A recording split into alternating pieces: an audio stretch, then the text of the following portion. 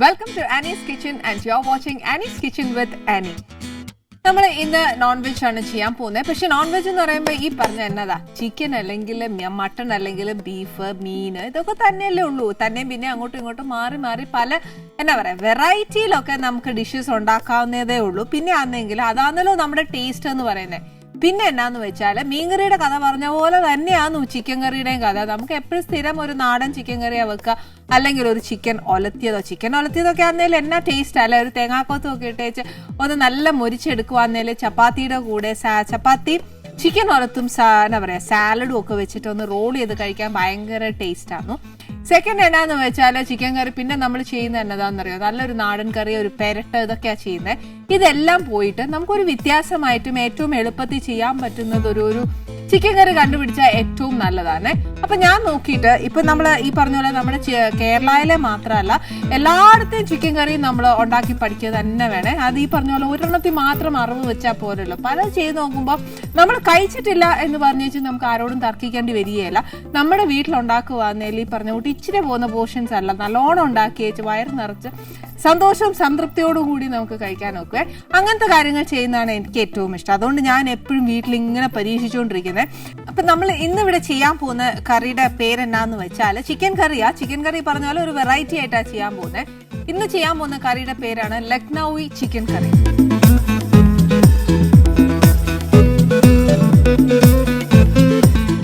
ഇന്ന് ഞാൻ പഠിച്ച ഒരു ലക്നൌവി ചിക്കൻ കറി എങ്ങനെ ഉണ്ടാക്കുന്നത് നോക്കാം. അത് നോർത്ത് ഇന്ത്യൻ ആണെങ്കിൽ പോലും ഞാൻ പറയുന്നത് എന്നാന്ന് വെച്ചാൽ കുറച്ചൊക്കെ നമ്മുടെ കാര്യങ്ങളും കൂടെ ചേർത്തേച്ചാന്നു നമ്മൾ ചെയ്യാൻ പോകുന്നത്. അതിന് വേണ്ടിയ കാര്യങ്ങൾ എന്നൊക്കെയാണെന്ന് നോക്കിയോ. കുറച്ച് ഇഞ്ചിയും വെളുത്തുള്ളിയുടെയും പേസ്റ്റ്, 1 കിലോ ചിക്കൻ ആണെങ്കിൽ ഒരു 3 ടീസ്പൂൺ, കുറച്ച് മഞ്ഞൾപ്പൊടി, ഇച്ചിരി തൈര്.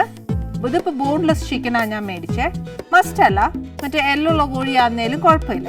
ഇനി വേണ്ടിയ കുറച്ച് എള്ളാണ്. ഇത് വെളുത്ത എള്ളായാലും കുഴപ്പമില്ല, കറുത്തതായാലും കുഴപ്പമില്ല. പിന്നെ ഒരു ഇച്ചിരി വെളുത്തുള്ളി, കുറച്ച് കുരുമുളക്, പട്ട, ഗ്രാമ്പൂ, സവാള, ഉപ്പ്, പട്ടയുടെ ഇല, കുറച്ച് ടൊമാറ്റോ അരച്ചതാണ്, കുറച്ച് മല്ലിയില. ഇപ്പൊ ഞാനിവിടെ ചെയ്യാൻ പോകുന്ന കുറച്ച് വെജിറ്റബിൾ ഓയിലാണ് ചെയ്യുന്നത്. നമ്മൾ കേരളക്കാരായതുകൊണ്ട് വെളിച്ചെണ്ണ തന്നെ ചെയ്യണമെന്നൊന്നുമില്ല. ഇത് കുറച്ച് ഡിഫറെന്റ് ആയതുകൊണ്ട് ഞാൻ പറയുന്ന എപ്പോഴും കുറച്ച് വെജിറ്റബിൾ ഓയിൽ ചെയ്യുന്നതാണ് അതിന് കുറച്ചുകൂടെ ടേസ്റ്റ് വരുന്നത്.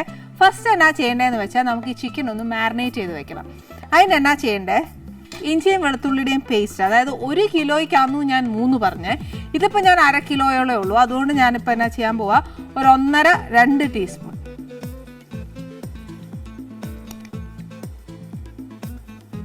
അത് കഴിഞ്ഞാൽ ഒരു ഇച്ചിരി മഞ്ഞൾപ്പൊടി,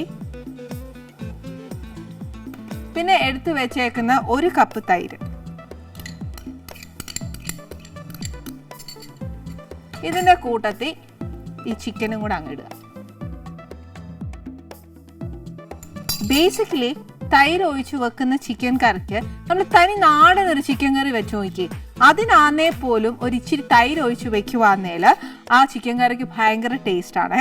അത് ശരിക്കും ഒരു ആരും അറിയാത്ത, ആരും പറഞ്ഞു കൊടുക്കാത്ത ഒരു ടിപ്പാണ്. പക്ഷെ നമ്മൾ തമ്മിൽ അങ്ങനെ ഇല്ലാത്തതുകൊണ്ട്, നമ്മൾ തമ്മിൽ സീക്രട്സ് ഒന്നും ഇല്ലാത്തതുകൊണ്ടും എല്ലാ വീട്ടിലും നല്ലതായിട്ട് ടേസ്റ്റി ആയിട്ട് ഭക്ഷണം വെക്കണമെന്നുള്ളൂ ഞാൻ പറഞ്ഞു തന്നത്. തൈര് ഒരു ഇച്ചിരി, ഒരു എന്താ പറയാ, നമ്മൾ എടുക്കുന്ന ഇറച്ചിയുടെ അളവിന് 1 കിലോ ഒക്കെ ആണെങ്കിൽ ഒരു നല്ലൊരു കുഴിത്തവിക്ക് 1 തവി, അതായത് 1 കപ്പ് വേണ്ട, 1/2 കപ്പായിട്ട് ഒഴിച്ച്, നല്ല കട്ടി തൈരാണെങ്കിൽ 1/2 കപ്പ്, ഇച്ചിരി വെള്ളം പോലെ ഇരിക്കുന്ന തൈരാണെങ്കിൽ 1 കപ്പോളം ചേർക്കാം.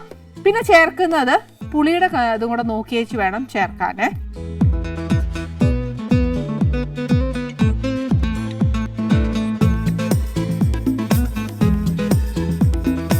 നമ്മൾ ഈ തൈരിൽ ശരിക്കും ഇറച്ചിയൊക്കെ പെരട്ടി വെക്കുന്ന എന്നാത്തിനാന്നറിയാവോ, ഇത് കുറച്ചുകൂടെ നല്ല സോഫ്റ്റ് ആവും.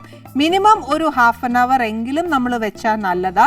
ഓവർനൈറ്റ് ആണെങ്കിൽ കുറച്ചുകൂടെ നല്ലതാ. പക്ഷെ നമുക്ക് എന്നാ ചെയ്യാനല്ലേ, ആ പാടെ നമ്മൾ തമ്മിൽ കാണുന്ന ഒരു ഇച്ചിരി നേരവാ.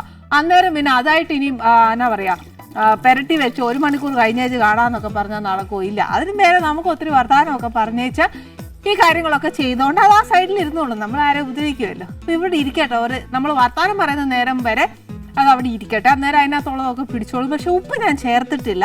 ഉപ്പ് നമ്മൾ കറിയിൽ ചേർത്തേച്ചാൽ മതി. ഇനിയിപ്പോൾ അഥവാ ഇച്ചിരി ഉപ്പ് ചേർക്കണം എന്നുണ്ടെങ്കിൽ ഇച്ചിരി ഉപ്പും കൂടെ ചേർത്തേച്ച് വെക്കുന്നതുകൊണ്ട് കുഴപ്പമൊന്നുമില്ല. പക്ഷെ എന്നാന്നറിയോ, നമ്മൾ ഈ ഉപ്പ് ചേർത്തേച്ച് ഏത് സാധനം ആയാലും, ഈവൻ ഇതിന് മസാല ഒന്നും ഇല്ല, അപ്പോൾ എന്നാന്ന് വെച്ചാൽ നമ്മൾ ഉപ്പ് ചേർത്തേച്ച് വെക്കുവാണെങ്കിൽ ചിക്കൻ ആന്നേലും മീനാന്നേലും അതിൻ്റെ ഒരു ഉലുമ്പില്ലേ അതെന്തായാലും ഉപ്പ് ചേർക്കുമ്പോഴത്തേക്ക് വരും. അത് കുറച്ച് നേരം മാരിനേറ്റ് ചെയ്തും കൂടെ വെക്കുവാന്നേൽ അത് മുന്നിട്ട് നിൽക്കും. അതുകൊണ്ടാണ് ഞാൻ കൂടുതൽ ഉപ്പ് ചേർക്കണ്ട. പക്ഷെ മസാലയൊക്കെ ചേർത്ത് പുരട്ടി വെക്കുന്ന ഒരു ചിക്കനോ മീനോ എന്നതേലും ആണെങ്കിൽ ഈ പറഞ്ഞ പോലെ ഉപ്പ് ചേർക്കുന്നതുകൊണ്ട് കുഴപ്പമൊന്നുമില്ല. ഇനി നെക്സ്റ്റ് എന്നാന്ന് വെച്ചാൽ പാൻ ഒന്ന് ചൂടാക്കി വെച്ച് കുറച്ച് സാധനം ഡ്രൈ റോസ്റ്റ് ചെയ്യാനുണ്ട്.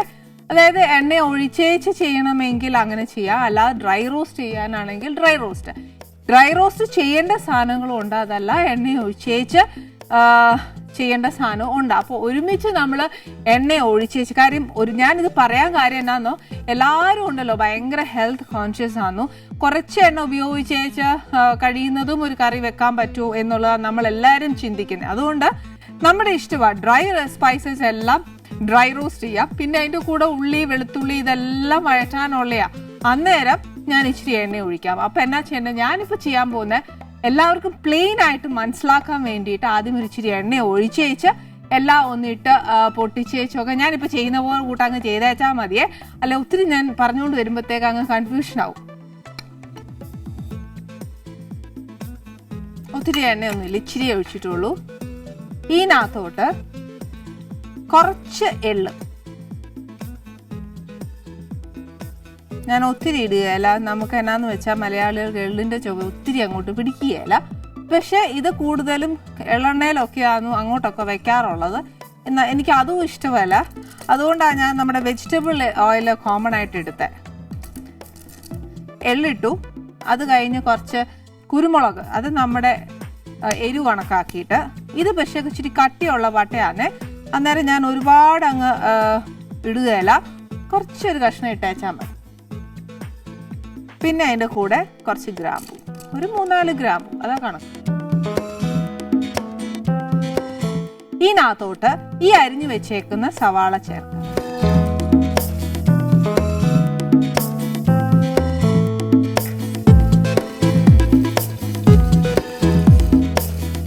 നമ്മൾ ആ ഡ്രൈ സ്പൈസസ് എല്ലാം ചേർത്തു, അതിൻ്റെ കൂടെ സവാളയും ചേർത്തു. ഇതിൻ്റെ കൂടെ തന്നെ മൊരിയാനുള്ള ഒരു കാര്യമായിരുന്നു വെളുത്തുള്ളി. കാര്യം നമ്മൾ നേരത്തെ ഇഞ്ചിയും വെളുത്തുള്ളിയും നമ്മുടെ ചിക്കനകത്ത് ചേർത്തിട്ടുണ്ട്. അതുകൊണ്ട് വെളുത്തുള്ളി ഒരുപാട് ചേർക്കണ്ട, ഒരു 3-4 ഇതള്.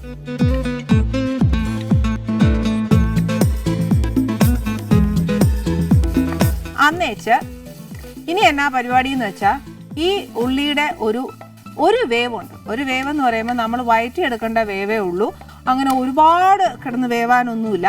ഞാൻ എന്നാ ചെയ്തറിയാവോ, ഉള്ളി ഇച്ചിരി നല്ലോണം മൂപ്പിച്ചേച്ച്, ഇച്ചിരി എന്നൊക്കെ പറഞ്ഞേച്ച് പോയി, പക്ഷേ ഒരു ഇച്ചിരി നേരം കിട്ടിയോണ്ട് ഞാൻ എന്നാ ചെയ്തു, നല്ലതായിട്ടൊന്ന് മൂപ്പിച്ചേച്ച് ഞാൻ ഒരു കാര്യം കൂടെ ചെയ്തു. എന്നാ അതായത് സമയമുള്ളതുകൊണ്ടായിരുന്നേ, ഇച്ചിരി അരച്ചും കൂടെ വെച്ച് ഇത്രയും പേസ്റ്റ് പോലെ അരച്ചെടുക്കണം. ഇനി എന്നാ ചെയ്യേണ്ടതെന്ന് വെച്ചാൽ ഒരു ടിപ്പ് കൂടെ തരാം. ഇച്ചിരി അണ്ടിപ്പരിപ്പ് ഉപയോഗിച്ച് അരയ്ക്കാം, ഇല്ലെങ്കിൽ കുറച്ച് കശകശ ഉപയോഗിച്ച് അരയ്ക്കാം. ഇതൊക്കെ നമ്മുടെ ചിക്കൻ കറിയിൽ ഏത് മീറ്റിൻ്റെ കറി വെക്കുവാന്നേലും ചേർക്കുവാന്നേൽ ഏറ്റവും നല്ല ടേസ്റ്റാണ്. ഇപ്പം നമുക്ക് ഈ കറി ഒന്ന് തീർക്കാവേ, എന്ന് വെച്ച് ബാക്കി കാര്യം പറയാം. പാത്രം കഴുകാനൊന്നും നിന്നില്ല.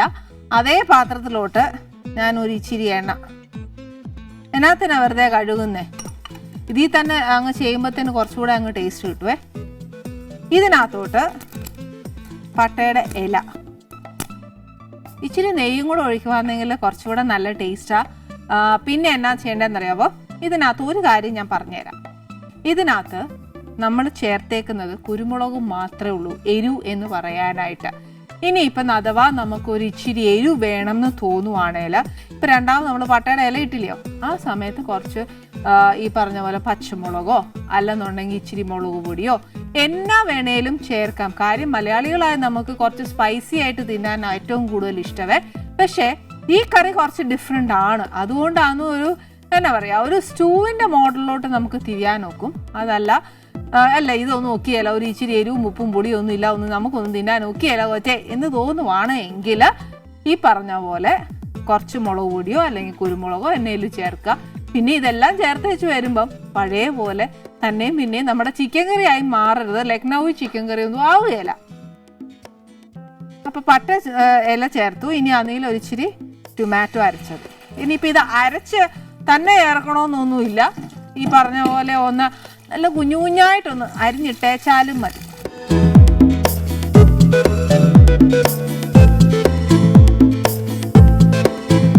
അരിഞ്ഞിടുവാന്നേൽ ഈ പറഞ്ഞ പോലെ നല്ലോണം വഴന്ന് എന്നാ പറയാ, നല്ലതായിട്ട് നമ്മൾ ഈ അരച്ചെടുക്കുന്ന പോലെ തന്നെ ടൊമാറ്റോ ആവണം. അത്രയും നേരം നമ്മൾ അടുപ്പിന്റെ അരിയെ നിൽക്കാൻ ഇച്ചിരി മെനക്കേടാ, നമ്മളെല്ലാവർക്കും മടിയാ.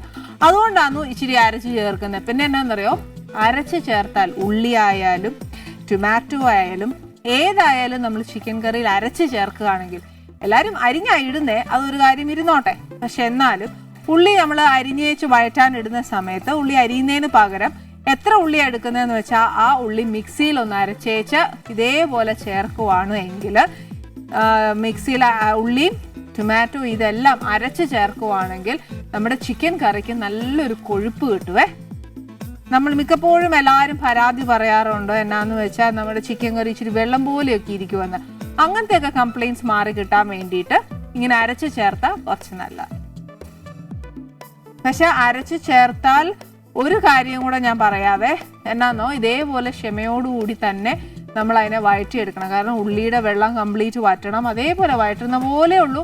പക്ഷെ വഴറ്റുന്നതിൻ്റെ അത്രയും ഡ്യൂറേഷൻ വരികയില്ല, കുറച്ച് പെട്ടെന്ന് മൂത്ത് കിട്ടും. അതിൻ്റെ കൂട്ടത്തിൽ തന്നെ നമുക്ക് ടൊമാറ്റോ ചേർക്കാം, വെള്ളമെല്ലാം ഒരുമിച്ച് അങ്ങ് വറ്റി കിട്ടുകയും ചെയ്യും.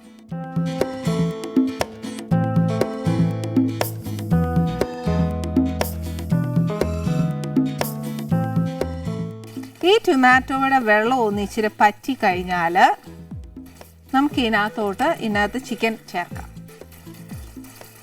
പുളിയും ഒക്കെ നമ്മുടെ ഏനം പോലെയാ ടൊമാറ്റോ ചേർക്കേണ്ട. കാര്യം എന്താണെന്ന് വെച്ചാൽ നമ്മൾ തൈരിനകത്താന്നു ഈ പറഞ്ഞ പോലെ ചിക്കൻ പെരട്ടി വെച്ചത്. അപ്പോൾ തൈര് പുളിയാ, ടൊമാറ്റോ പുളിയാ, ഇതെല്ലാം നോക്കിയേച്ച് വേണം ഓരോന്നായിട്ട് ചേർക്കാൻ. ഇപ്പം നിങ്ങൾ ഇങ്ങനെയൊക്കെയാണോ ഇൻഗ്രീഡിയൻസ് പറയുന്നതെന്ന്? അങ്ങനെയല്ല, ഞാൻ ഉദ്ദേശിച്ചത് അങ്ങനെയൊന്നും അല്ലെന്നേ. എന്നാന്ന് വെച്ചാൽ നമ്മൾ മേടിക്കുന്ന ടൊമാറ്റോയ്ക്ക് ആണെങ്കിലും ചിലരാണെങ്കിലും പഴുത്തത് മേടിക്കും, ചിലരാണെങ്കിൽ ഇച്ചിരി പച്ച ചേർന്നതാണെ മേടിക്കും. അന്നേരം ഈ പുളിയുടെ ഒരു കാര്യത്തിൽ എത്രയായാലും ഏറ്റക്കുറച്ചിലുണ്ട്. അതുകൊണ്ട് ഞാൻ പറഞ്ഞതേ ഉള്ളൂ. പിന്നെ തൈരാന്നേൽ ചിലർക്ക് നല്ല പുളിയുള്ള തൈരാണ് ഇഷ്ടം, ചിലർക്കാണെങ്കിൽ പുളിയേ ഇഷ്ടമല്ല. എനിക്ക് പുളിയുള്ള തൈര് ഇഷ്ടമല്ല. പക്ഷെ എന്നാൽ ചിക്കൻ കറിയിലൊക്കെ ചേർക്കുന്ന തൈരാന്നേരം ഒരു എന്താ പറയുക, ഒരു ഇച്ചിരി ഒരു പുളി ഉണ്ടെങ്കിലും നല്ലതാന്നേ. അതുകൊണ്ടാണ് ഞാൻ ഈ പറയുന്നത്. ഇതൊക്കെ ചേർക്കേണ്ട കാര്യമാണ്. പക്ഷേ ഞാൻ ഈ പറയുന്ന അതേ കൂട്ട് തന്നെ നമ്മൾ ചേർക്കുവാന്നേല ചിലപ്പോൾ ഒരു പുളിയുടെയൊക്കെ വ്യത്യാസം വരികയില്ലേ. അതുകൊണ്ടാണ് ഞാൻ ഈ പറയുന്നത്. ഒന്ന് ശ്രദ്ധിച്ചേച്ച് വേണം അതൊന്ന് ചേർക്കാനായിട്ട്. ഇനിയിപ്പോൾ നമ്മൾ ചിക്കൻ ചേർത്തു, അതിനകത്തോട്ട് ടൊമാറ്റോ എല്ലാം നമ്മൾ ചേർത്തു. ഇനി എന്നാ ചേർക്കാൻ പോകുന്നതെന്ന് വെച്ചാൽ നമ്മൾ അരച്ച് വെച്ചിരിക്കുന്ന സാധനം കംപ്ലീറ്റ്, അതായത് ഉള്ളി, പട്ട, ഗ്രാമ്പൂ ഇതെല്ലാം നമ്മൾ മൂപ്പിച്ചില്ലായിരുന്നോ, അത് ഞാൻ അരച്ചെടുത്തതും കൂടെ ഇതിനകത്തോട്ട് ചേർക്കണം.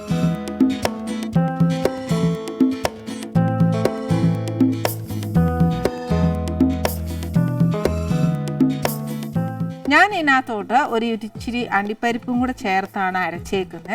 അതാണ് ഇതിന് നല്ലൊരു തിക്നെസ് വന്നേക്കുന്നത്. ഇത് അപ്പത്തിൻ്റെ കൂടെ നല്ലതാ, നല്ല നാണിൻ്റെ കൂടെ നല്ലതാ, പിന്നെ ബട്ടൂരയുടെ കൂടെ നല്ലതാ.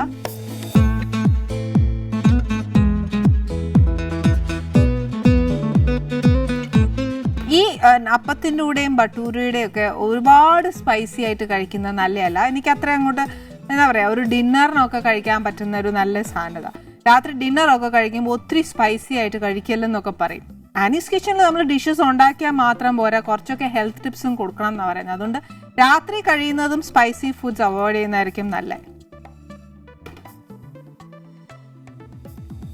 ഇപ്പോഴത്തെ യൂത്തിലെ പിള്ളേരോടും എനിക്ക് ഏറ്റവും കൂടുതൽ പറയാനുള്ള, സ്നേഹം കൊണ്ട് പറയുന്ന കേട്ടോ, എല്ലാവരും ഈ പറഞ്ഞ പോലെ ദിവസവും നമ്മുടെ ദേശീയ പലഹാരമല്ല, നമ്മുടെ കേരളയിലാണ്, ദേശീയ തന്നെയാണ് ഇപ്പം ബറോട്ട എല്ലാവരും കഴിക്കുന്ന ഒരു പരിപാടിയുണ്ട്. അത് ദിവസവും കിട്ടുകയാണെങ്കിൽ പറഞ്ഞാൽ ഞാനാന്നേലും കൊതിയില്ലാത്തതൊന്നുമല്ല, ഞാനാന്നേലും ബറോട്ട ദിവസവും കിട്ടിയാൽ കഴിക്കും. പക്ഷേ എന്നോട് RCC Rajiv Gandhi Institute of അവിടെ വർക്ക് ചെയ്യുന്ന ഒരു ഡോക്ടർ എന്നോട് പറഞ്ഞ എന്നാന്ന് വെച്ചാൽ, എനിക്ക് 3 ആൺകുട്ടികൾ, അതുകൊണ്ട് ചേച്ചിക്ക് അറിയാമെന്ന് തോന്നുന്നു അവർ ദിവസവും ബറോട്ട കഴിക്കുന്നു. ഇല്ലാന്ന് ഞാൻ പറയുന്നില്ല, അവർ ബറോട്ട കഴിച്ചുകൊണ്ടിരുന്ന കുട്ടികളാണ്. പക്ഷേ ചേച്ചി വീട്ടിൽ വന്നിട്ട് എന്നോട് പറഞ്ഞ എന്നാന്ന് വെച്ചാൽ, ബറോട്ട കഴിക്കുന്നോണ്ടല്ല പ്രശ്നം, ബറോട്ട ഒരു ദിവസം കഴിച്ചാൽ അത് ദഹിക്കാൻ മിനിമം 3 ദിവസം എടുക്കും. ഇത് ഈ ബറോട്ട എന്ന് പറയുന്ന മൈദയുടെ കണ്ടന്റ് നമ്മുടെ വയറ്റിൽ ചെല്ലുമ്പോൾ ദഹിക്കാൻ 3 ദിവസം എടുക്കുന്നു. അപ്പൊ ആലോചിച്ച് നോക്കൂ, നമ്മൾ ദിവസവും ബറോട്ട കഴിച്ചാൽ ഉണ്ടാവുന്ന ഭവിഷ്യത്ത് എന്താണ്. അവർ പറയുന്ന ശരിക്കും പറഞ്ഞാൽ നമ്മുടെ ആമാശയത്തിൽ ക്യാൻസർ വരാൻ ചാൻസ് ഉണ്ട്. ഇപ്പത്തെ കുട്ടികൾ മിക്ക പേരും ഡിപ്പെൻഡഡ് അപ്പോൺ ബറോട്ടയാണ്. അതുകൊണ്ട് കഴിയുന്നതും കുറച്ചാൽ നല്ലത്. വൺസ് ഇൻ എ വൈൽ ഒക്കെ ആവാം. അതുകൊണ്ട് ഈ പറഞ്ഞ പോലെ കുറ്റം പറയുന്നതല്ല, ദേഷ്യം പിടിക്കരുത്. ഒരു സാറ്റർഡേയോ സൺഡേയോ എങ്ങനെ കഴിച്ചോളൂ. ബാക്കിയെല്ലാം നമ്മൾ ശീലിച്ച കുഞ്ഞുനാൾ മുതൽ ശീലിച്ച ഇഡ്ഡലിയോ ദോശയോ എന്നതേലും ഒക്കെ കഴിക്കുക. അപ്പൊ ദോശയുടെ കാര്യം പറഞ്ഞാൽ പോലെ എൻ്റെ പിള്ളേർ പറയും, ഓ ദിവസം ദോശയാന്നേ. അങ്ങനെയല്ല, ഗോതമ്പിന്റെ എന്നതേലും ഒക്കെ കഴിക്കാം, അല്ലെങ്കിൽ ഗോതമ്പിന്റെ പൊറോട്ട ഉണ്ടാക്കി കഴിക്കാം. പക്ഷെ മൈദ നമ്മുടെ വയറ്റിൽ ചെല്ലുമ്പോൾ മിനിമം 3 days ആണ് അതിന്റെ ഡൈജഷൻ. പറഞ്ഞു തരാനല്ലേ പറ്റുള്ളൂ, ബാക്കി ഡിസിഷൻ എടുക്കേണ്ടത് നിങ്ങളാണ്. എന്നാലും ഒരു ചേച്ചി എന്ന നിലയ്ക്ക് ഞാൻ ഫോഴ്സ്ഫുൾ ആയിട്ട് ഇടയ്ക്കിടയ്ക്ക് മിക്കപ്പോഴും ഞാൻ പറഞ്ഞുകൊണ്ടിരിക്കും, പൊറോട്ട കഴിക്കലും. അതേപോലെ കേക്ക്സ്, ബേക്കറി ഐറ്റംസ്, മൈദയുടെ എല്ലാം വൺസ് ഇൻ എ വൈൽ കഴിക്കുന്നതുകൊണ്ടൊന്നും ഒരു കുഴപ്പമില്ല. ഡെയിലി അതൊരു ശീലമാക്കരുത്. പിന്നെ ഹോസ്റ്റലിലൊക്കെ താമസിക്കുന്ന കുട്ടികളുണ്ട്, അങ്ങനെയൊക്കെ ഡിപ്പെൻഡഡ് ആവുന്ന കുട്ടികളുണ്ട്. കഴിയുന്നതിലും ദോശയിലൊക്കെ ഡിപ്പെൻഡഡ് ആവുന്നതായിരിക്കും കുറച്ചുകൂടെ നമ്മുടെ ആരോഗ്യത്തിന് നല്ലത്.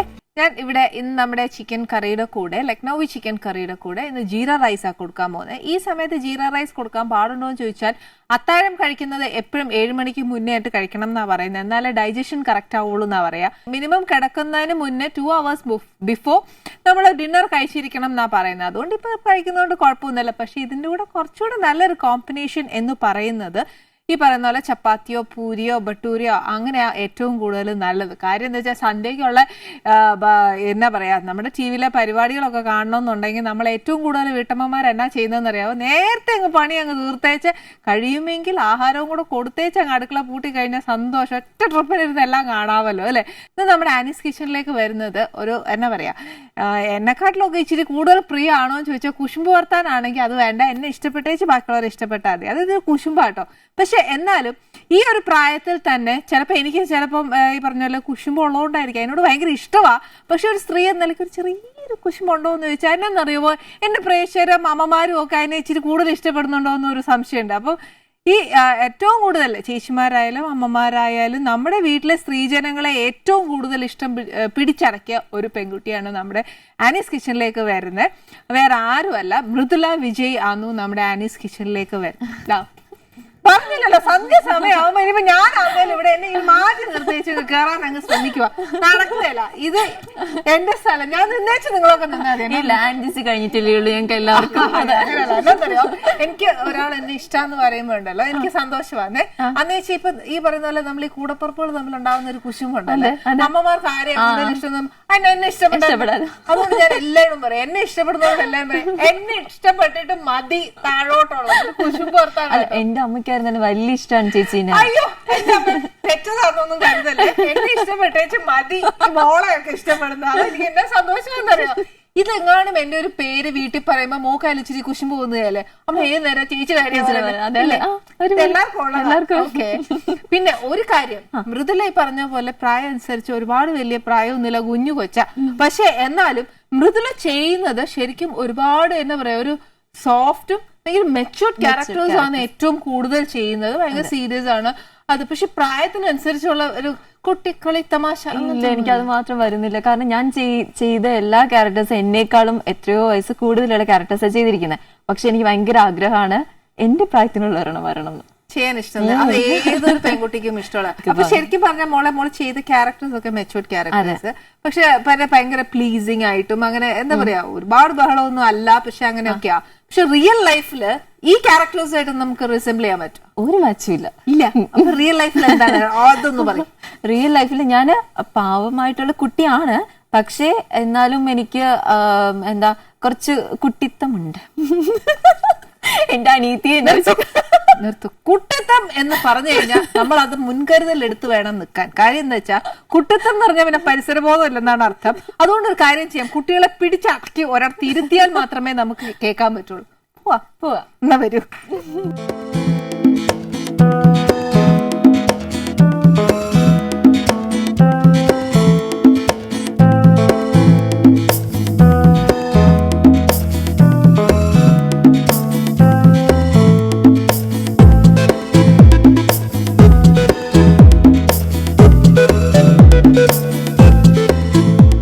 വിളമ്പൂല്ലേ നമ്മൾ വിശേഷമൊക്കെ പറഞ്ഞ് വർത്താനമൊക്കെ പറഞ്ഞ് ക്ഷീണിച്ച് എനർജിയൊക്കെ പോയി സമയത്ത് എനിക്ക് തോന്നുമ്പോ തരും.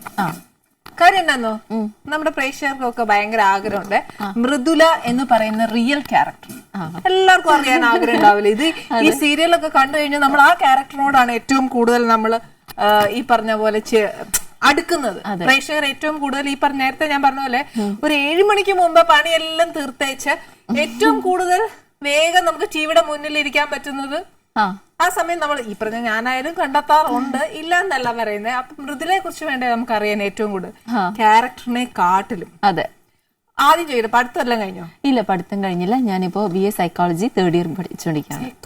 സൈക്കോളജി അത് സൈക്കോളജി എനിക്ക് ഭയങ്കര ഇഷ്ടമാണ്. പിന്നെ ഈ ഫീൽഡിൽ നിൽക്കുമ്പോൾ ആൾക്കാരുടെ മൈൻഡ് ഒക്കെ മനസ്സിലാക്കാൻ ഇന്നൊരു കാര്യം എന്നെ ഒന്ന് മനസ്സിലാക്കി. അല്ല, എനിക്ക് ഞാൻ ഹിപ്നോട്ടൈസിംഗ് ഒന്നും പഠിച്ചിട്ടില്ല. അതാ ചേച്ചി ഭയങ്കര ടോക്കറ്റീവ് ആണ്. Very much. പിന്നെന്താണ്, പിന്നെ ഇത് നമ്മളെങ്ങാനും നടന്നു പോകുമ്പോഴത്തേക്ക് ഈ കവലയിലൊക്കെ ഈ കൈനോട്ടക്കാരിരിക്കുന്നേ എന്ന് പറഞ്ഞ അമ്മച്ചി അങ്ങ് നോക്കിയെന്ന് പറഞ്ഞ അമ്മച്ചി മോക്ക് പൊട്ട് കുത്തിയിട്ടുണ്ട് മുടിയുണ്ടെന്നൊക്കെ പറയുന്ന കൂട്ടാ എന്നതാണ് നേരെ പറഞ്ഞേ പഠിച്ചല്ല. അല്ല, ഞാൻ ആ ക്ലാസ്സിന് പോയില്ല, അതാ പ്രശ്നം. അപ്പൊ ഏതൊക്കെ ക്ലാസ്സിന് പോയി? അങ്ങനെ ചോദിച്ചാൽ ഒന്നിനും പോയില്ല. പറയുമ്പോ ഭയങ്കര ജാടയിൽ സൈക്കോളജിയാണ് എടുത്തിരിക്കുന്നത്. ആ സൈക്കോളജി കറസ്പോണ്ടിങ് ഞാൻ എടുത്തിരിക്കുന്നത്. ഇനി എത്ര കൊല്ലം ഉണ്ട് പഠിക്കാൻ? 1 വർഷം കൂടി ഉണ്ട്. 1 വർഷം. Total 3 years. 3 years ആണ്.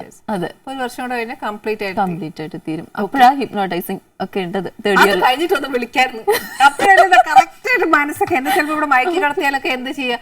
ശരിക്കും ഇത് മോള് എടുത്തത് ഈ ഒരു എയിം കണ്ടിട്ടാണോ അതൊരു ക്രേസ് ആയിട്ട് വന്നിട്ടാണ് ഞാൻ എടുത്തത്? ക്രേസ് ആയിട്ട് തോന്നിയിട്ട്, അതായത് ഹിപ്നോട്ടിസം ചെയ്ത് നമുക്കത് മനസ്സിലാവും. അപ്പൊ നമുക്കത് കേൾക്കുമ്പോ തന്നെ നമുക്കൊരു ഇതുണ്ടല്ലോ, അതൊന്നും അറിഞ്ഞാൽ കൊള്ളാം അല്ലെ. ആ ഒരു ക്രേസ്നെസിന്റെ പുറത്താണ് സൈക്കോളജി എടുത്തത്. അപ്പൊ ഇത്രയും ഈ സൈക്കോളജി ഒക്കെ പഠിച്ച് ഇത്രയും ഡീപ്പായിട്ട് ഇയാളെ മനസ്സിലാക്കി എല്ലാം ചെയ്തു. എന്നിട്ട് ഈ ക്യാരക്ടേഴ്സ് സെലക്ട് ചെയ്യാനായിട്ട് അത് കുറച്ച് ഹെൽപ്പ് ചെയ്തിട്ടുണ്ട്? ഇല്ല, ക്യാരക്ടർ സെലക്ട് ചെയ്യാനല്ല, എനിക്കിത് പെർഫോം ചെയ്യാനായിട്ട് ഹെൽപ്പ് ചെയ്തിട്ടുണ്ട്. കാരണം ഞാൻ ഒരു ക്യാരക്ടർ ഞാൻ ചെയ്യുമ്പോൾ എനിക്ക് വെറുതെ ചെയ്യുന്ന എനിക്ക് ഇഷ്ടമല്ല.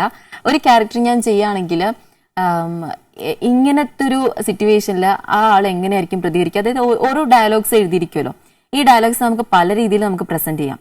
പക്ഷെ ഈ സിറ്റുവേഷനിൽ അയാൾ എങ്ങനെയായിരിക്കും പ്രസന്റ് ചെയ്യുക, അത് നമ്മൾ ഈ സൈക്കോളജി നമ്മൾ ഹെൽപ്പ് ചെയ്യുന്നുണ്ട്. അത് കറക്റ്റ്. മേ ബി ശരിയാ, നമ്മൾ വായിച്ചു നോക്കുമ്പോഴത്തേക്ക് അത് കറക്റ്റ് ആയിട്ട് ആ ഒരു ക്യാരക്ടറായിട്ട് മാറിയതിനു ശേഷം എങ്ങനെയായിരിക്കും ഇത് പ്രസന്റ് ചെയ്യുക, ആ ഒരു സിറ്റുവേഷനിൽ ആ ഒരു ക്യാരക്ടർ ഇത് എങ്ങനെയായിരിക്കും പ്രസന്റ് ചെയ്യുക എന്ന് വിചാരിച്ചിട്ടത്.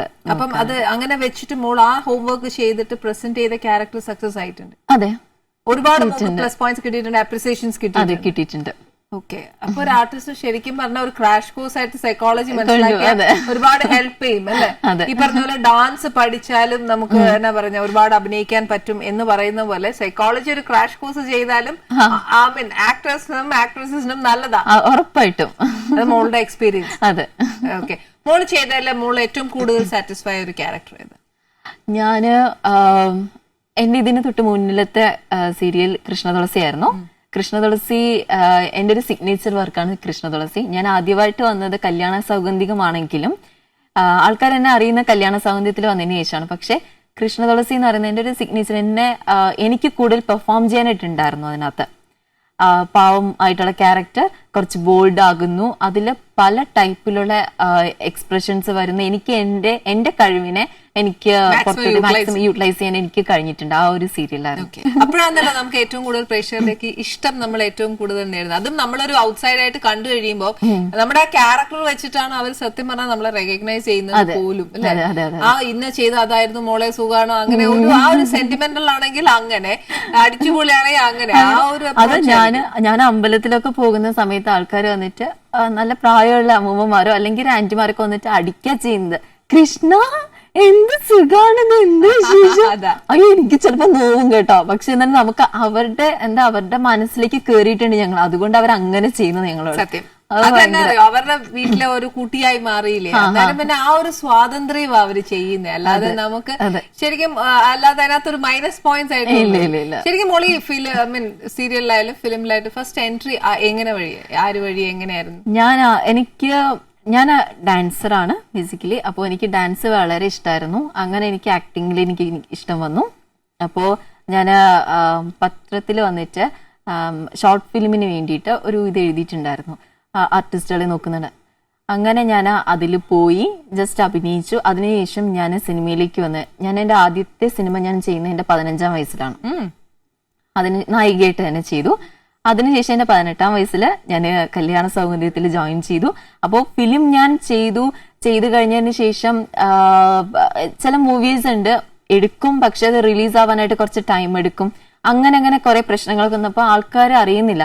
ഞാൻ കുറെ നാളെ ഫീൽഡിലേക്ക് ഇറങ്ങിയിട്ട് പക്ഷെ ആൾക്കാരും എന്നെ റെക്കഗ്നൈസ് ചെയ്യുന്നില്ല. അപ്പോൾ ഭയങ്കരമായിട്ട് വിഷമമൊക്കെ ഉണ്ടായി. പിന്നെ നല്ല മൂവീസിന് വേണ്ടി വെയിറ്റ് ചെയ്തു. ലാസ്റ്റ് ആയപ്പോൾ ഞാൻ എൻ്റെ ഒരു ലൊക്കേഷൻ സ്റ്റിൽ കണ്ടിട്ടാണ് ജനാർദ്ദൻ സാർ വന്നിട്ട് കല്യാണ സൗന്ദര്യം സീരിയലിലേക്ക് വിളിക്കുന്നത്. ആദ്യം എനിക്ക് ഇൻട്രസ്റ്റ് ഉണ്ടായില്ല. ഞാൻ സാറിനോട് പറയുകയും ചെയ്തു, എനിക്ക് സീരിയൽ ഇഷ്ടമല്ല, എനിക്ക് സിനിമയാണ് ഇഷ്ടം. ഞാൻ സാറിനോട് തന്നെ പറഞ്ഞു. അപ്പൊ സാർ പറഞ്ഞു ജസ്റ്റ് ഒന്ന് നോക്ക് എന്ന് പറഞ്ഞു. ഞാൻ പറഞ്ഞു ശരി ഓക്കെ. അങ്ങനെ ട്രൈ ചെയ്തു, സീരിയൽ ചെയ്തു. അങ്ങനെ എവിടെയാ മോള് സെറ്റിൽ ചെയ്തിരിക്കുന്നത്? ഞാൻ ട്രിവാൻഡ്രത്ത്. അച്ഛനും അമ്മയും എല്ലാം? അതെ എല്ലാം. ഒറ്റ മോളാണ്? ഇല്ല, എനിക്കൊരു അനീതി ഉണ്ട്. എന്നാ ചെയ്യുക? അനീതി ഇപ്പൊ BBA പഠിക്കുകയാണ്. ഇല്ല, നാഗർകോവിലാണ് പഠിക്കുന്നത്. ഓക്കെ. അപ്പം ശരിക്കും പറഞ്ഞാൽ അനിയത്തിക്ക് ഇതിനൊന്നും ഇഷ്ടമല്ല? അനിയത്തിക്ക് പണ്ട് താല്പര്യം ഉണ്ടായിരുന്നു, കുറെ കഴിഞ്ഞപ്പോ താല്പര്യമൊക്കെ എന്താന്നറിയില്ല.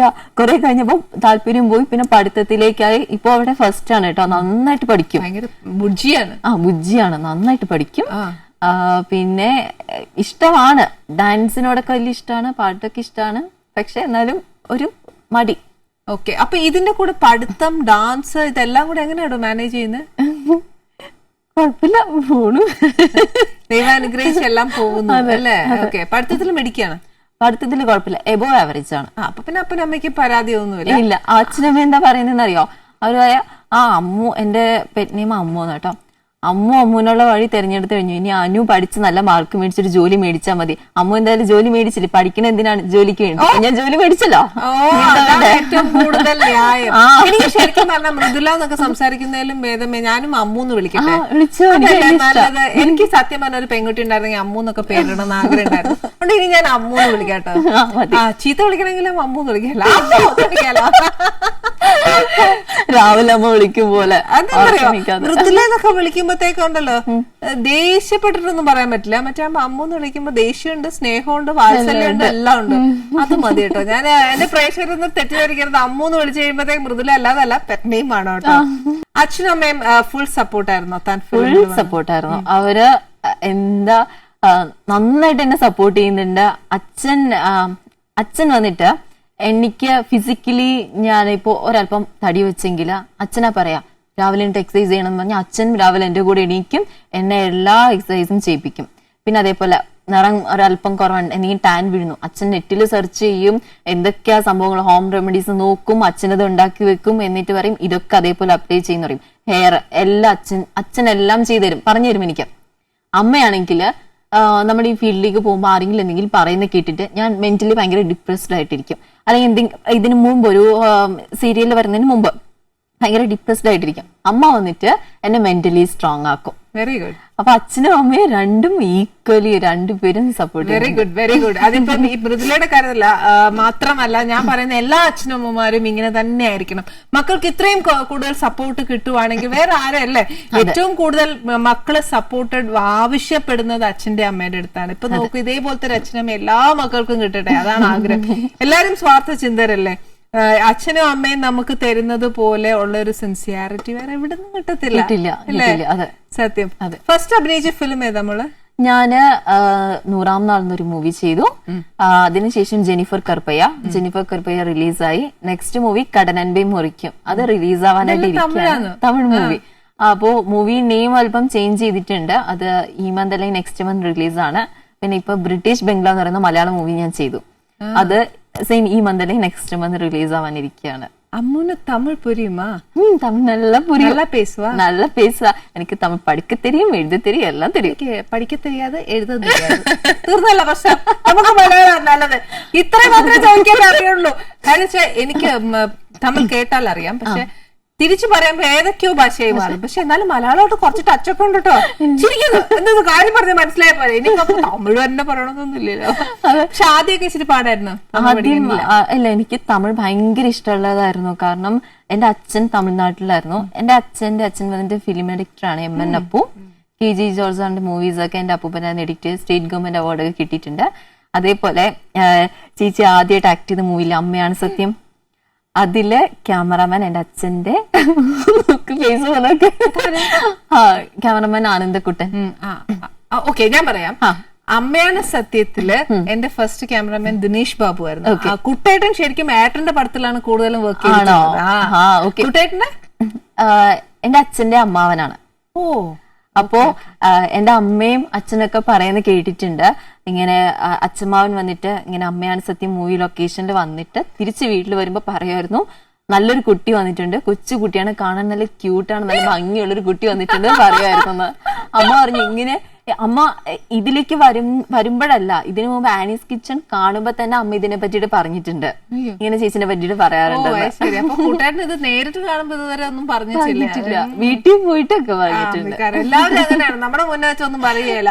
എന്തെങ്കിലും ഒരു നല്ല വർത്താനം ഉണ്ടെങ്കിലുണ്ടല്ലോ ആ പെർട്ടിക്കുലർ ആളോട് പ്രത്യേകിച്ച് പറയുകയില്ല. ആരും കേൾക്കാത്ത രീതിയിൽ, ഈ പെർട്ടിക്കുലർ ആൾ കേൾക്കാത്ത രീതിയിൽ പറയും. അത് സത്യമാണ്.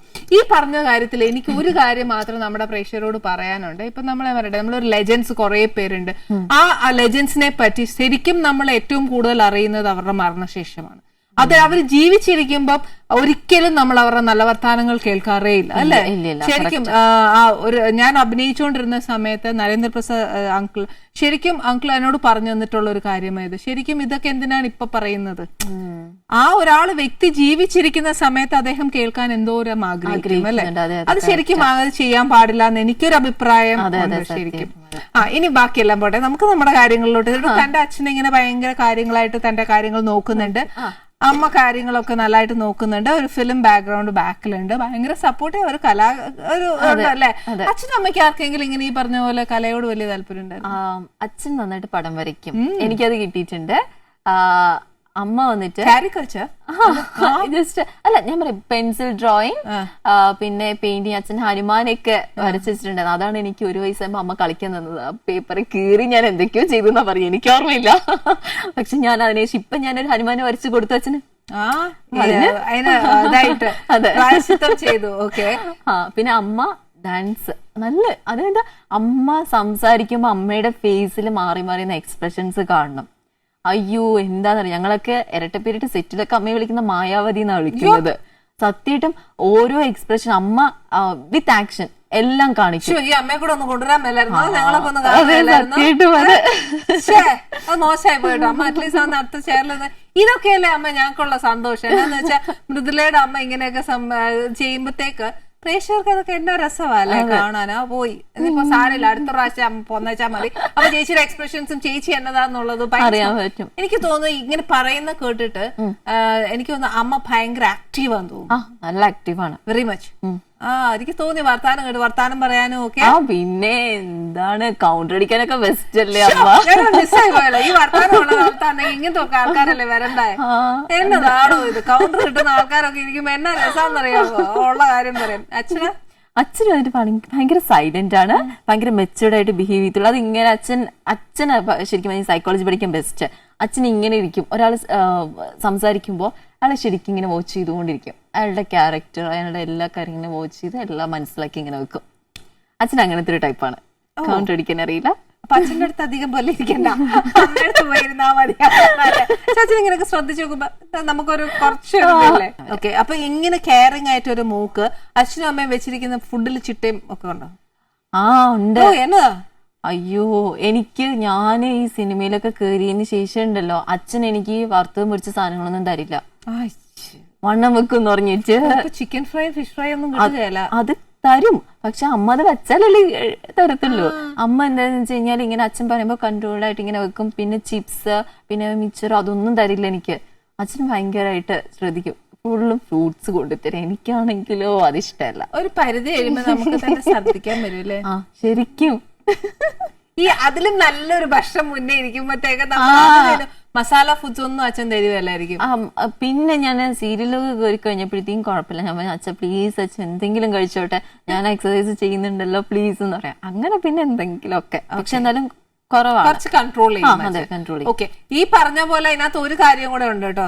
ഈ പറഞ്ഞ എന്നാലും അച്ഛാ ഞാനൊന്ന് കഴിച്ചോട്ടെ എന്ന് ചോദിച്ചു, കൊടുത്തോളൂ, കുഴപ്പമൊന്നുമില്ല. എന്നാന്ന് വെച്ചാൽ മോള് നല്ലോണം വർക്ക്ഔട്ട് ചെയ്യുന്നുണ്ട്. നമ്മൾ വർക്ക്ഔട്ട് ചെയ്യാതിരിക്കുമ്പോഴാണ് നമ്മുടെ ഫാറ്റ്സും കാലറീസും ഒക്കെ നമ്മുടെ ദേഹത്ത് തന്നെ ഉണ്ടാവുന്നത്. നല്ലോണം ബേൺ ഔട്ട് ചെയ്യുവല്ല, പിന്നെ എന്നാ ഇച്ചിരിയൊക്കെ കൊടുക്കാന്നേ അല്ലേ? ഓക്കെ, നിങ്ങൾ 2 പെൺകുട്ടികളാണ്, അമ്മ നല്ല പാചകമാന്ന് പറഞ്ഞു. നിങ്ങൾ എപ്പോഴേലും അമ്മയെ സഹായിച്ചിട്ടുണ്ടോ? അങ്ങനെ ചോദിച്ചാ ഇല്ല. അനിയത്തി നന്നായിട്ട് ഫുഡ് പ്രിപ്പയർ ചെയ്യും. ഞങ്ങള് വീട്ടില് അനിയത്തിനെ ഇട്ടിട്ട് എവിടെയെങ്കിലും പോയിന്നിരിക്കട്ടെ, പറഞ്ഞാൽ മതി സാധനങ്ങൾ വെക്കാനായിട്ട്, ചോറ് കറി എല്ലാം ഉണ്ടാക്കി വെക്കും. പക്ഷെ എനിക്ക് അങ്ങനെ അറിയില്ല. നാണമില്ലല്ലോ അയ്യോടാ, വീട്ടിലെ മൂത്ത പെങ്കൊച്ചാണ്. ഞാൻ ഒന്നും ചെയ്യില്ല, എന്റെ അനിയത്തി എല്ലാം ചെയ്യും. അല്ലേലും ഞാനൊരു അനിയത്തിയെ കണ്ടതെന്ന് ഞാൻ പറഞ്ഞതിന് എന്തറിയാവോ, മോളെ ആ മിടുക്കത്തരം മാക്സിമം യൂട്ടിലൈസ് ചെയ്യണം. കാര്യം ഞാനും എന്റെ വീട്ടിലെ ഏറ്റവും അനിയത്തിയായിരുന്നേ. അപ്പൊ ചേച്ചിക്ക് പറ്റാത്ത കാര്യങ്ങൾ മുഴുവൻ ഞാൻ ചെയ്തിട്ട് മാക്സിമം ആ വീട്ടിൽ സ്കോർ ചെയ്തിട്ടുണ്ട്. എന്റെ ചേച്ചിയും ഇതേപോലെയായിരുന്നു, ഒന്നും ചെയ്തില്ല. പക്ഷേ അച്ഛനമ്മയൊക്കെ പോയിട്ട് വെളി വരുമ്പോ ഞാൻ പിടിക്കല്ലേ, എല്ലാം ഉണ്ടാക്കി കണ്ടു പഠിക്കണേന്നൊക്കെ പറയും. അതല്ലേ ഏറ്റവും നല്ല. എന്റെ മോളെ ഇത് തന്നെ കീപ്പ് ചെയ്യണം കേട്ടോ. എന്തായാലും ഒരു കാര്യം ചെയ്യാം, അച്ഛന്റെ വാക്ക് ഞാൻ എതിർത്തിട്ട് മോക്ക് എന്തായാലും എന്റെ അടുക്കളയിൽ വന്ന സ്ഥിതിക്ക് ഞാൻ ഞാൻ ഉണ്ടാക്കിയ ഒരു സാധനം കൊടുക്കാൻ പോവാ. വീട്ടിൽ വരുമ്പോഴത്തേക്ക് അച്ഛൻ എന്നെ ബേൺ ഔട്ട് ചെയ്യിപ്പിച്ചോളൂ, കുഴപ്പമില്ല. ഫ്രൈ എന്തായാലും കൊടുക്കുകയല്ല, ഒരു കറി, ചിക്കൻ കറിയും ഒരു ജീര റൈസ്, അത് നമ്മുടെ നാട്ടിലൊന്നും ഇല്ലാത്ത ഒരു സ്പെഷ്യൽ കറി. This is a Lucknowi chicken കറിയാണ്. അത് സ്പൈസി അല്ല, ഒത്തിരി മസാലാസ് ഒന്നുമില്ല, സേഫ് ഇൻ വൺ സൈഡ്. പക്ഷെ ഈ പറഞ്ഞ പോലെ അച്ഛൻ ഇത്രയും ഒക്കെ നോക്കുന്ന സ്ഥിതിക്ക് കലോറി ഇച്ചിരി കൂടുതൽ, അതുകൊണ്ട് അച്ഛൻ ഒരു 3 പ്രാവശ്യം ത്രെഡ്മിൽ കൂടുതൽ നടപ്പിച്ചാൽ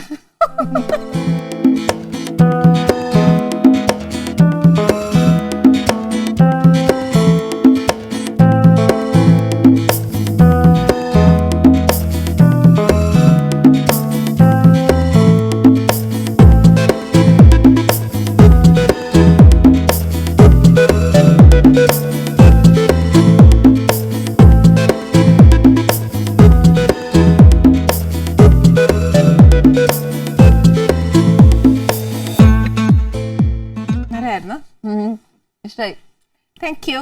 ഇപ്പൊ ശരിക്കും എന്റെ പ്രേക്ഷകർ ഒരു കാര്യം ശ്രദ്ധിച്ചിട്ടുണ്ടാവും.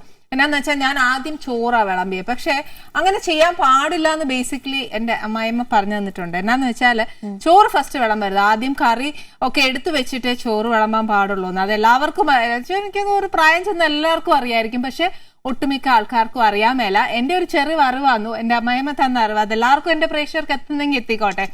നമ്മൾ എപ്പോഴും കറി വിളമ്പിയേച്ച് വേണം ചോറ് വിളമ്പാൻ. കാര്യം എന്നാ വെച്ചാൽ തനി ചോറ് എപ്പോഴാ വിളമ്പുന്നതെന്നാ അമ്മ പറയുന്നത്. അത് ശരിക്കും പറഞ്ഞാൽ അത് നല്ല സമയത്തല്ല അത് വിളമ്പാറുള്ളത്. അതുകൊണ്ട് എപ്പോഴും എല്ലാവരും കറി വിളമ്പിയേച്ച് വേണം ചോറ് വിളമ്പാൻ. പക്ഷെ ഇവിടെ ഞാൻ എന്തുകൊണ്ടാണ് അങ്ങനെ ചെയ്ത വെച്ചാല്, കറി ഇച്ചിരി ഒഴിക്കുന്ന ആയതുകൊണ്ട് ഞാൻ ആദ്യം ചോറ് വിളമ്പിയേച്ച് കറി ഒഴിച്ചതന്നേ ഉള്ളൂ. അതെ, അച്ഛൻ 22 കൊല്ലമായിട്ട് തമിഴ്നാട്ടിലായിരുന്നു, അവിടെ വർക്ക് ചെയ്തു എന്നൊക്കെ പറഞ്ഞു. ശരിക്കും പറഞ്ഞാൽ നമ്മളെക്കാട്ടിലും കൾച്ചറും അവിടുത്തെ ട്രഡീഷനും ഒരുപാട് വ്യത്യാസമുണ്ട്. നമ്മളെക്കാട്ടിലും കുറച്ചുകൂടെ ഇതാന്ന് തോന്നുന്നു. ഇച്ചിരി ഒരു പിന്നെ പറയാ ശാസ്ത്രങ്ങൾ കുറച്ചുകൂടെ നല്ലതായിട്ട് നോക്കുന്ന ആൾക്കാരാണ്. അതൊക്കെ കുറച്ച് അറിയാം മോക്ക്? എനിക്ക് അതേ പറ്റിട്ട് അറിയില്ല. അച്ഛൻ ആകപ്പാട് ഒരൊറ്റ കാര്യം മാത്രം പറയും, തമിഴ്നാട്ടിലെ പെണ്ണുങ്ങളെ കണ്ട് പഠിക്കുക, രാവിലെ മഞ്ഞളും തേച്ച് കുളിച്ച് തലയിൽ മുല്ലപ്പൂ വെച്ചിട്ട് നടക്കും. അച്ഛൻ അതൊന്നും ഒരു കുഴപ്പമില്ല, ഞങ്ങള് രാവിലെ കുളിക്കുന്നുണ്ട്, എല്ലാം ചെയ്യുന്നുണ്ട്. പക്ഷെ മഞ്ഞൾ തേക്കുമ്പോ അച്ഛൻ തന്നെ അവിടെ കണ്ടിണ്ടാവും, അവരുടെ മോൻ മുഴുവൻ മഞ്ഞ.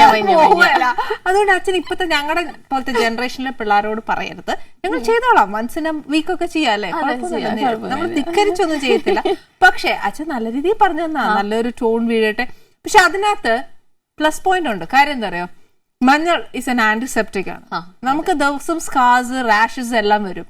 ഈ ഒരു മഞ്ഞൾ തേക്കുന്നത് കൊണ്ട് ഈ സ്കാർസും റാഷസും എല്ലാം മാറും വിത്തൗട്ട് എനി കോസ്മെറ്റിക്സ്. അപ്പൊ എപ്പോഴും നാച്ചുറൽ ആയിട്ട് ഒരു സാധനം പോകുന്നതാണ് ഏറ്റവും നല്ലത്. അതുകൊണ്ട് ഇല്ലാന്ന് ഞാൻ പറയുന്നില്ല. അച്ഛാ വൺസ് ഇൻ എ വീക്ക് എല്ലാരും ചെയ്തിരിക്കും. മലയാളി പെൺകുട്ടികൾ അതുപോലെ ആവും ഇല്ലേ? അതെ, ഉറപ്പായിട്ടും. പക്ഷെ കാലം മാറുന്നോറും ഞങ്ങളും ചിരിച്ചിരി മാറുന്നേ ഉള്ളൂ. ഒരുപാട് നമ്മുടെ ട്രഡീഷനും കൾച്ചറും ഒന്നും നമ്മൾ വിടുകയല്ല. ഇനി ഒരു കാര്യം, ഇത്രയും ദിവസം അച്ഛൻ എടുത്തു തരുന്നത് മോള് തേക്കും ഫേസില്, അമ്മ തരുന്ന ഫുഡ് അല്ലെങ്കിൽ അമ്മ ഡിപ്രസ്ഡ് ആയിട്ടിരുന്നു കഴിഞ്ഞാൽ അമ്മ ഭയങ്കര എനർജറ്റിക് ആവും, എല്ലാം ചെയ്യും. ഓക്കെ, അപ്പൊ അത്ര കീനായിട്ട് നോക്കുന്നതാണ് മോളുടെ ബോഡി ഓൾ ടുഗെദർ. ഇനിയിപ്പോ ഒത്തിരി പിള്ളേരുണ്ടല്ലോ നമ്മുടെ നാട്ടിൽ തന്നെ, ഇവർക്കൊക്കെ നല്ലൊരു ബ്യൂട്ടി ടിപ്പ് പറയടോ. ബ്യൂട്ടി ടിപ്പ് എന്ന് വെച്ചാല് ഞാൻ പറയട്ടെ, നന്നായിട്ട് വെള്ളം കുടിക്കുക.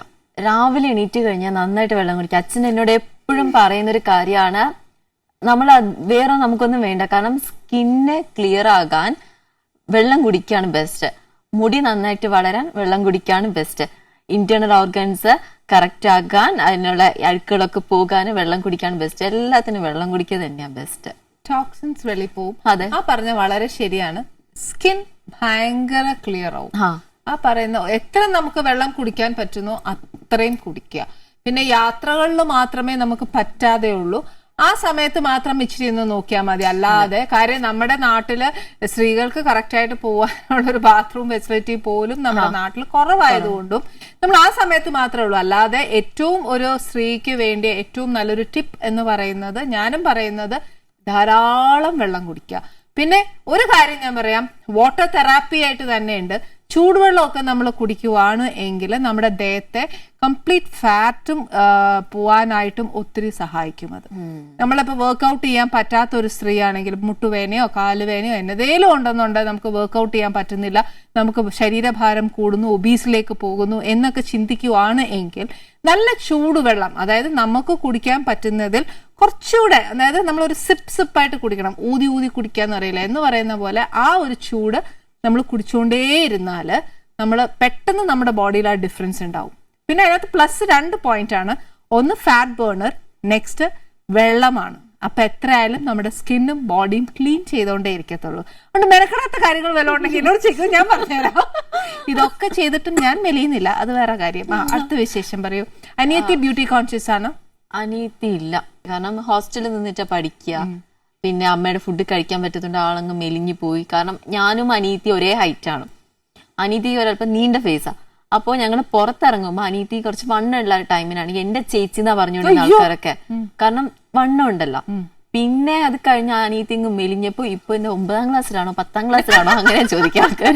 ഇത്രയും പഠിച്ചൊക്കെ മുന്നേ എത്തിയിട്ടും 9ായുള്ളൂ, കൊച്ചു താർന്നു പോയി കാണും. ആ പോട്ടെ, ഇനിയിപ്പോ പഠിത്തമെല്ലാം കഴിഞ്ഞ വെച്ച് വന്നു വെച്ചാൽ അമ്മയുടെ ആഹാരം കഴിക്കുമ്പോഴത്തേക്ക് അങ്ങ് നന്നായിക്കോളൂ. പുതിയ പ്രോജക്റ്റ് എന്തൊക്കെയാ? പുതിയത് ഇപ്പൊ ഞാൻ ചെയ്തുകൊണ്ടിരിക്കുന്ന ഭാര്യ സീരിയൽ തന്നെയാണ്.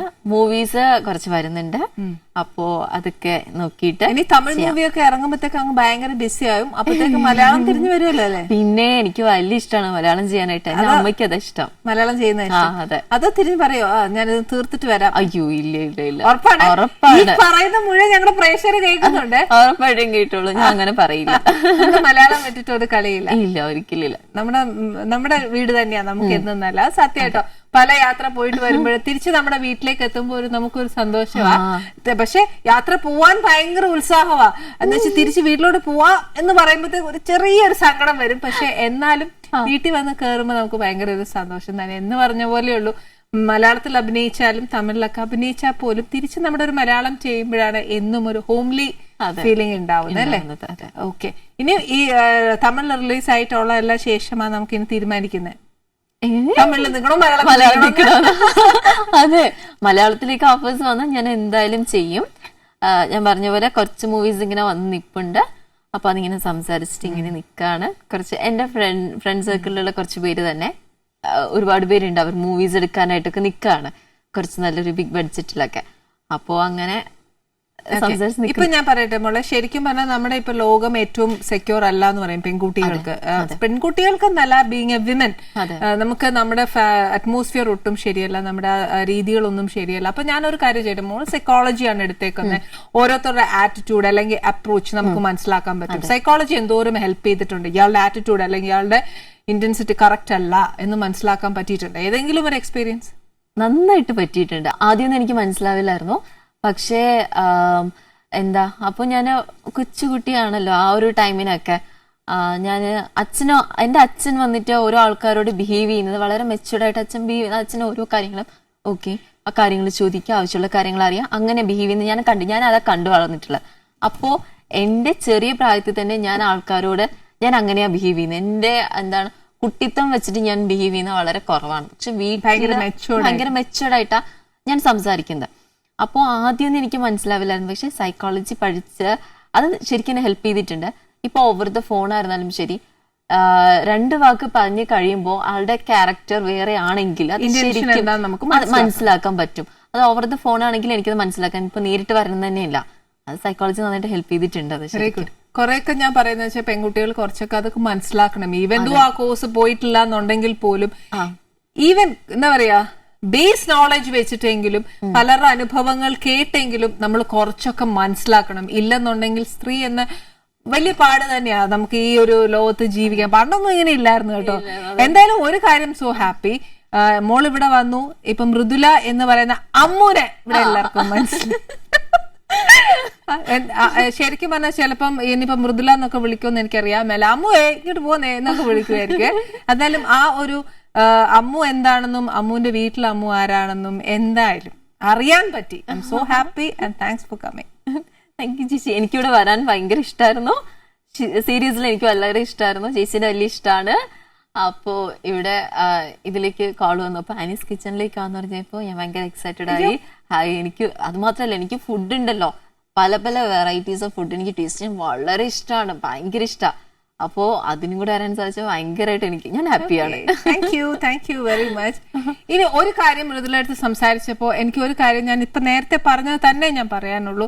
കാര്യം വിമൻ എന്ന രീതിയിൽ ഒരു സ്ത്രീക്ക് ഏറ്റവും കൂടുതൽ സുരക്ഷിതം എന്ന് പറയുന്നത് നമ്മൾ ശരിക്കും മനസ്സിലാക്കിയേ പറ്റുള്ളൂ.